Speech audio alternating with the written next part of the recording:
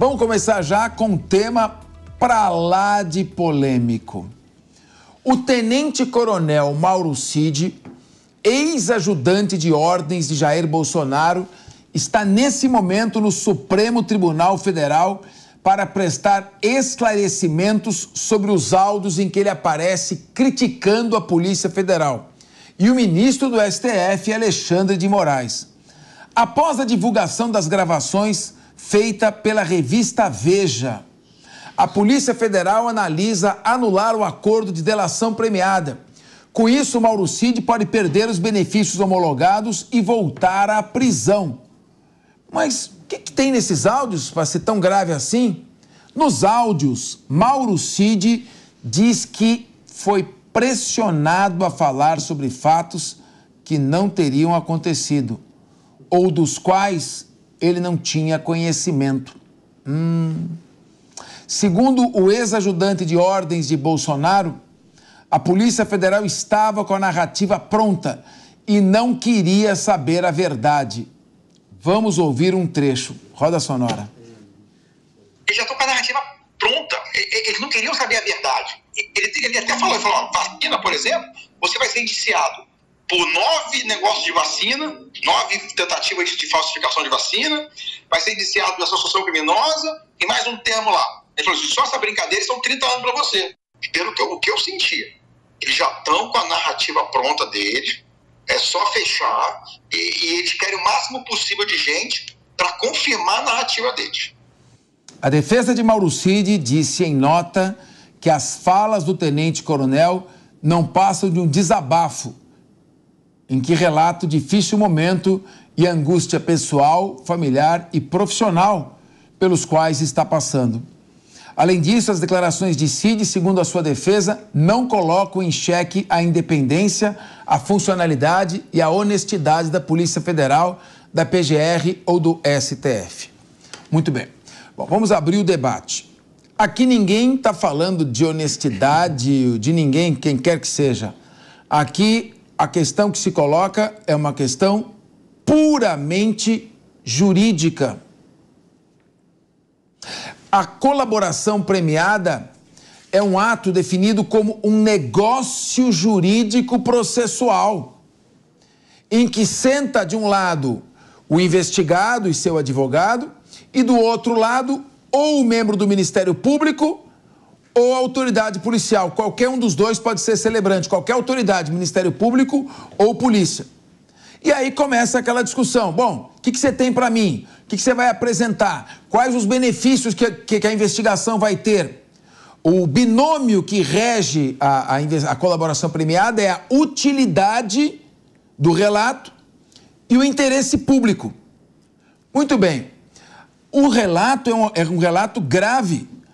Ao meu ver, teria que ser feita a degravação desse áudio, submetido à perícia para saber se a voz é dele mesmo. Porque o pressuposto básico para que tenha eficácia uma colaboração premiada é a voluntariedade. Claro que a voluntariedade já é muito afetada, porque a legislação, o Congresso Nacional, ainda não corrigiu uma falha enorme.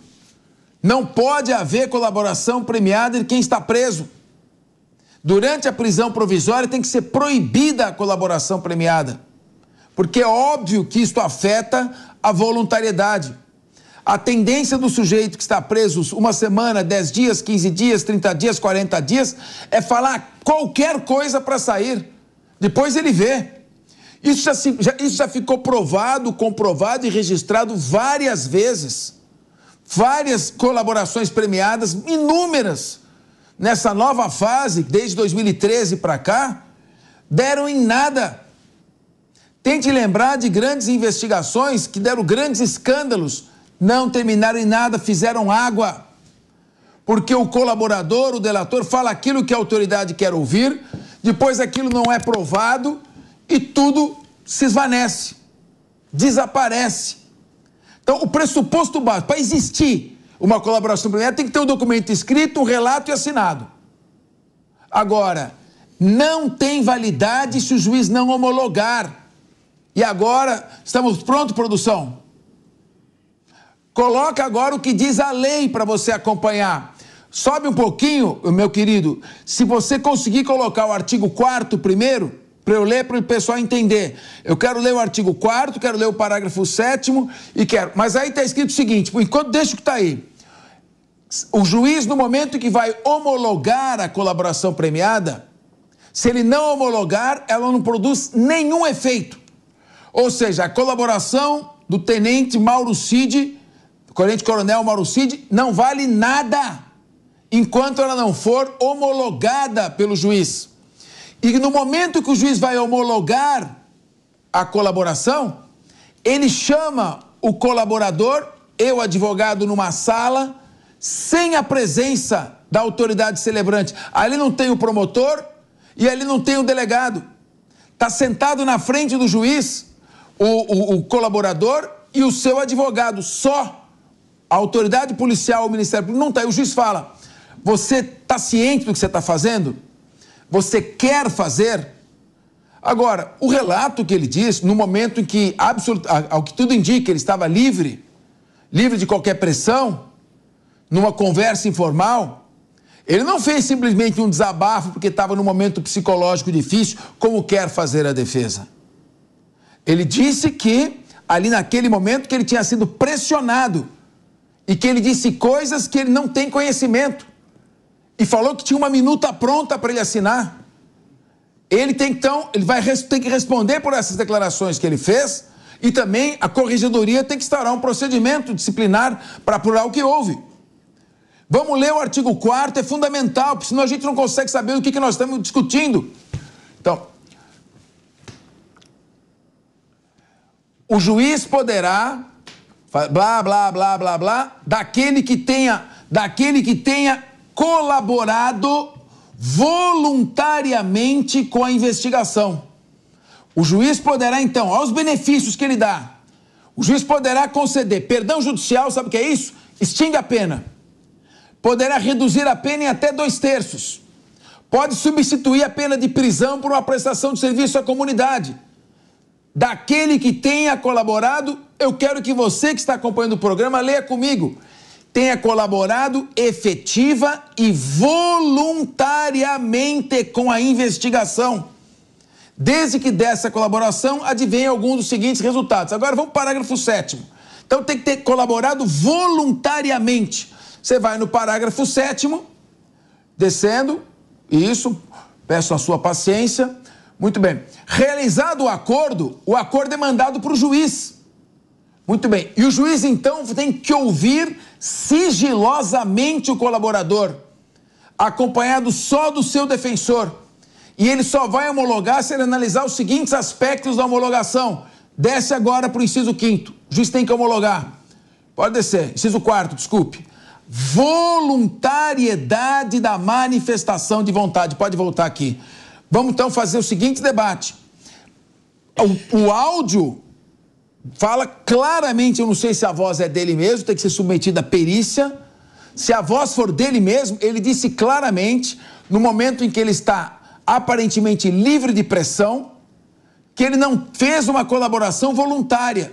E o que é pior, que ele não sabe aquilo que ele falou, que foi um texto apresentado para ele assinar. Isso, já a meu ver, cria uma sombra de suspeição enorme sobre esta investigação e invalida o depoimento. Não é que o que ele falou vai servir como prova. Não serve para nada, porque ele diz que aquilo que ele falou não é verdade, que ele mentiu, e mentiu porque estava pressionado e queria ser libertado, por isso que ele fez aquela colaboração. Então, vamos fazer uma análise. Bruno Musso, eu queria começar com você. O que se depreende disso tudo? Aqui, aspectos pessoais a gente não comenta, nós estamos falando da investigação. Esta investigação, a meu ver, a partir da delação de Mauro Cid, para mim, ruiu. Bom, primeiro, boa tarde, prazer estar aqui com vocês de novo, prazer revê-los a todos.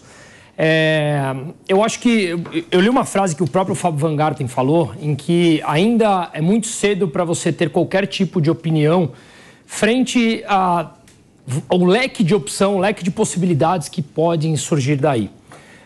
Como você sabe, eu sou da área econômica, eu não sou jurista, então, querendo ou não, você tem um pouco de na hora de eu comentar isso aqui, tem um lado pessoal que envolve tudo que a gente está vivendo hoje no Brasil. Eu acho, de novo, repito, temos poucos dados ainda para entender e para poder cravar o que é que aconteceu com relação a isso. Mas, se tratando do Brasil de hoje, em que eu sou um economista, tenho uma empresa de investimentos e um mero pequeno comunicador na internet, eu sinto que eu tenho receio de falar determinadas coisas hoje em dia no Brasil. Simplesmente ideias. A gente não tem mais total liberdade de ideias. Então não me espantaria em absolutamente nada que Mauro Cid ali tivesse recebido alguma ordem para falar determinadas coisas. Eu acho que de um lado ou de outro nós não podemos aqui cravar se isso é verdade ou não. De novo, independente do perfil ideológico de cada um.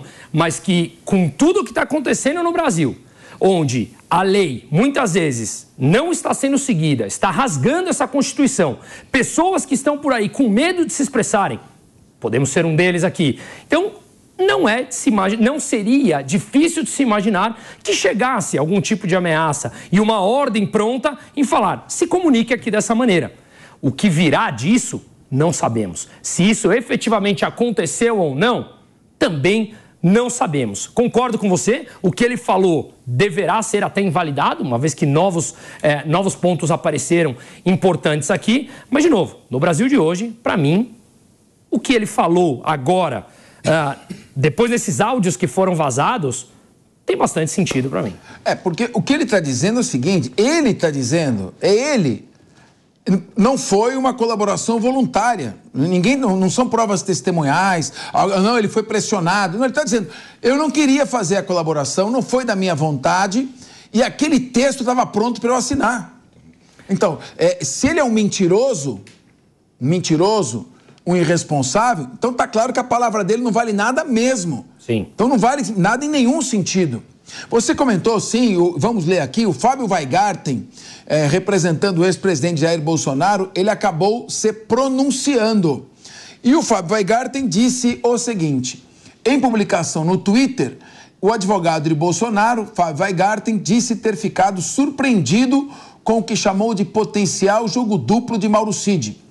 Isso é gravíssimo. O levantamento do sigilo das gravações dos depoimentos dele na íntegra poderá dirimir potenciais dúvidas e dará a transparência necessária para a elucidação de parte dos fatos. Então, Mônica Rosenberg, doutora Mônica Rosenberg, advogada formada pela Faculdade de Direito da Universidade de São Paulo. Ao que tudo indica, a defesa do ex-presidente Jair Bolsonaro está pedindo é o seguinte, transparência.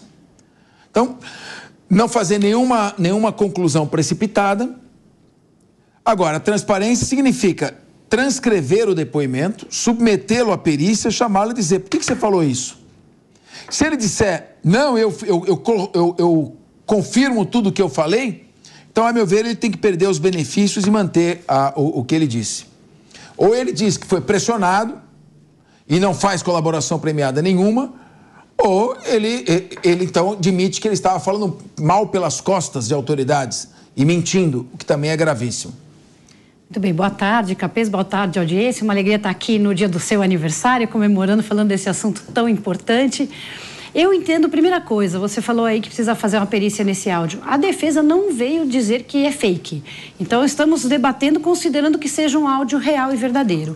E aí, a palavra desabafo, eu acho que ela cabe muito bem, porque ele fala ele obviamente está sob violenta emoção, mas ele tem algumas falas que parecem ser verdadeiras no áudio, tá? Ainda há sigilo sobre a delação, não sabemos o que tem ali, mas ele traz algumas falas, por exemplo, ele diz, eu fui o único que fui prejudicado, eu fui o único que perdi minha vida financeira, perdi na minha família, tivemos perdas, então, claramente ele está se sentindo aí prejudicado mais do que todos os outros.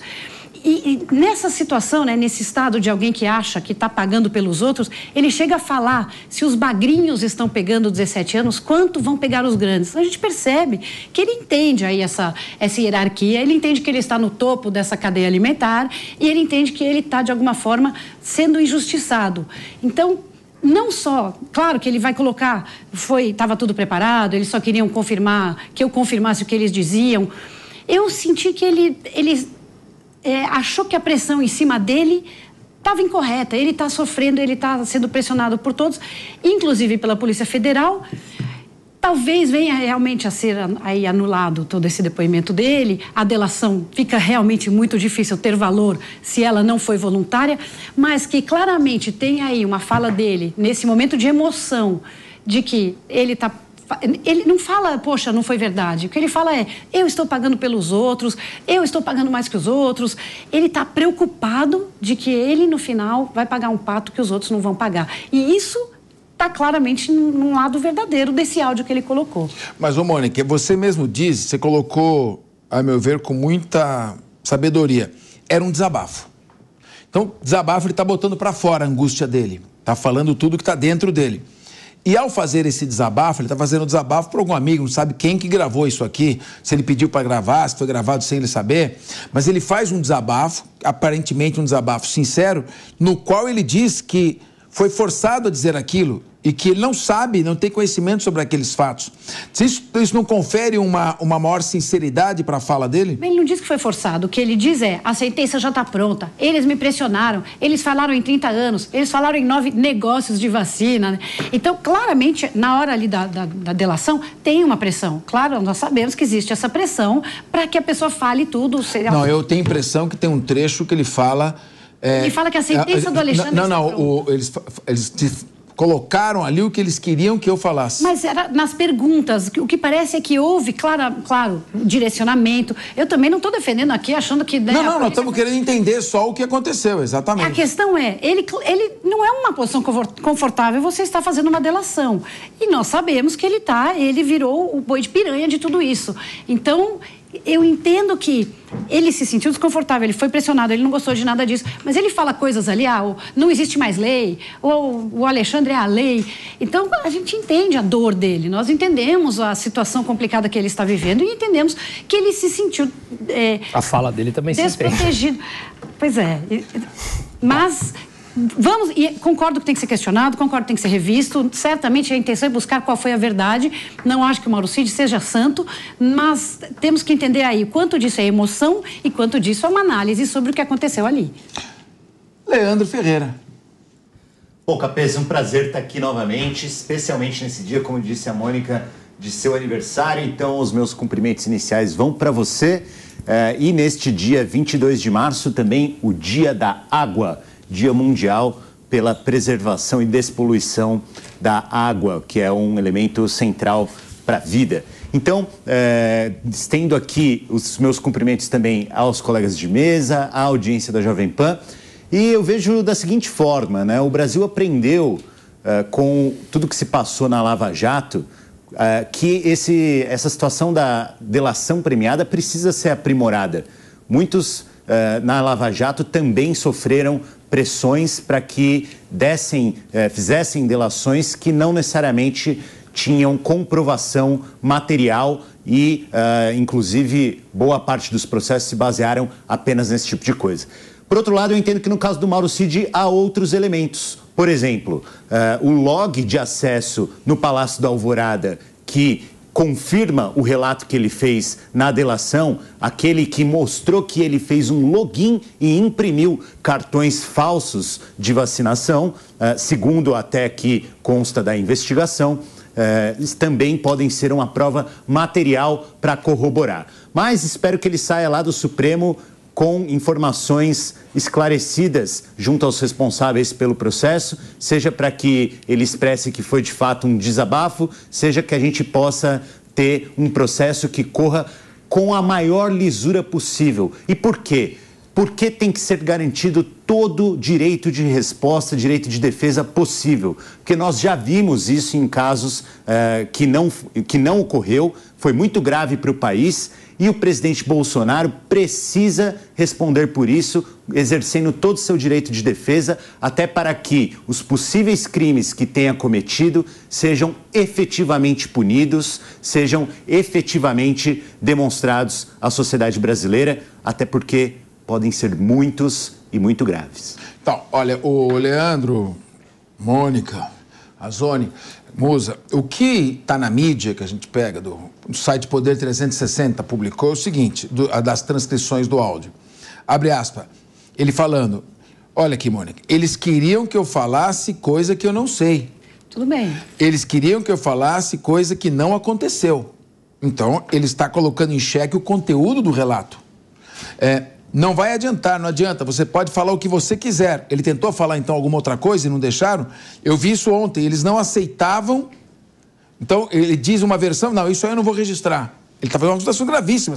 Eles não aceitavam e discutiam que a minha versão não era verdadeira. Então, ele fala, você está mentindo, eu não vou registrar isso. Então, que não podia ter sido assim, que eu estava mentindo. Eles já estavam com a narrativa pronta. Eles não queriam que eu dissesse a verdade. Eles queriam só que eu confirmasse a narrativa deles. Entendeu? É isso que eles queriam. Toda vez eles falavam, olha, a sua colaboração está muito boa. Tipo assim, ele falou, vacina, por exemplo, vai ser indiciado por 9 negócios de vacina, 9 tentativas de falsificação de vacina, vai ser indiciado por associação criminosa. Só essa brincadeira são 30 anos para você. Isso, a meu ver, retira completamente a voluntariedade. Isso já não é um negócio. Num negócio processual, que é uma discussão, negócio jurídico processual, há uma discussão, você deixa a parte à vontade. Ela vai na frente do juiz. Se ele dissesse isso... Não, mas eles não... Deixar à vontade seria o ideal, mas a gente sabe que não acontece a pressão. Mas é diferente de chegar com um documento pronto para ser assinado. Ele não disse aqui que chegaram com o documento pronto para ele assinar. Ele não falou isso. Mas ele disse o seguinte, que ele falava algo... Não. Isso não. Exato, tá errado. Não, isso não. Então eu pergunto para você, Alessandro Azzoni. Posso fazer uma defesa? Pode. Então você faz a defesa e já responde essa pergunta para mim, então. Não. Tá bom, então faz a defesa. Eu só quero defender o Instituto da Delação Premiada na Lava Jato, porque o Leandro colocou aqui, e realmente houve excessos e abusos na Lava Jato, nós já concordamos sobre isso, mas as delações da Lava Jato foram confirmadas, inclusive em muitos casos, com devolução de valores. Eu considero que é uma situação muito diferente dessa, em que claramente houve abusos e direcionamento do que foi falado. As da Lava Jato eram usadas para... O CID teve abuso e direcionamento. O que o Cid está dizendo houve abuso e eu fui direcionado. Na Lava Jato não teve direcionamento. Teve abusos, mas não nas delações. As delações foram caminhos. Eu quero dizer o seguinte, Leandro, eu quero dizer o seguinte, eu discordo da Mônica Rosenberg. Eu acho que teve abusos na colaboração premiada da Lava Jato também. Também teve abusos. E esses abusos ficaram claros com a Vaza Jato. E aqui, ao que tudo indica, teve abuso também. Eu li o que está escrito aqui. A pergunta que eu faço é o seguinte, Alessandro Azzoni. Se ele chegasse perante o juiz e falasse o seguinte, excelência, eles queriam que eu falasse coisa que eu não sei. Queriam que eu falasse coisa que não aconteceu. Toda hora eles diziam para mim, não fala isso, fala aquilo. O juiz teria homologado a colaboração premiada? É isso que eu estou dizendo. Agora, se ele chegar na frente do Supremo, do ministro do Supremo e disser, não, o que eu falei era mentira. A sombra de suspeição sobre a voluntariedade é indelével. Queria te ouvir. Não, a questão da voluntariedade, para mim, caiu por terra aqui. A partir do momento que ele vai, justamente, registrar a sua delação e praticamente ele volta e solta uns áudios dizendo que foi tudo direcionado, automaticamente sendo obrigado a falar determinadas coisas, a voluntariedade acabou. Então, esse é um ponto. O que eu vejo também é que ele está numa situação assim, ele manda recado para os dois lados. Ele manda um recado para o Bolsonaro dizendo, estou sozinho aqui, você me abandonou, mas estou aqui. Parece cachorro em dia de mudança. Exatamente, ele atira dos dois lados. E ao mesmo tempo ele tenta criar um cenário praticamente para desacreditar um pouquinho a questão da investigação e também ele desacredita como está sendo levado a questão da investigação. Uma investigação, lógico que tem abuso, como a gente sabe, a pessoa é um réu. Então nós temos que... ele vai forçar uma situação para que você fale o máximo possível. E outra, tem que ser fatos novos e relevantes. Se não tiver fatos novos e relevantes, não justifica você fazer uma delação. Tem que ser provas realmente robustas que mude o curso da investigação. Eu vejo nesse ponto que, primeiro, ele está jogando dos dois lados, mandando recado para os dois lados, tanto para Bolsonaro como para a questão de uma defesa possível, dizendo que está sendo ameaçado e está sendo pressionado pela questão da federal. E outra, a voluntariedade acabou. Acabou. Não existe delação no caso dele. A partir do momento que ele vai registrar, já vai justamente fazer um ponto de uma delação premiada e nesse ponto ele volta, solta um áudio que praticamente foi automaticamente forçado e que ele não queria estar ali, praticamente para mim morreu como terra. Muito bem. Bom, gente, então vamos aguardar os próximos capítulos disso aqui, vamos ver o que o Mauro Cid vai falar e vamos estar acompanhando isso para e passo, né? O devido processo legal é um princípio indelével da Constituição derivado do Estado Democrático de Direito. Onde não há devido processo legal, não há Estado Democrático de Direito.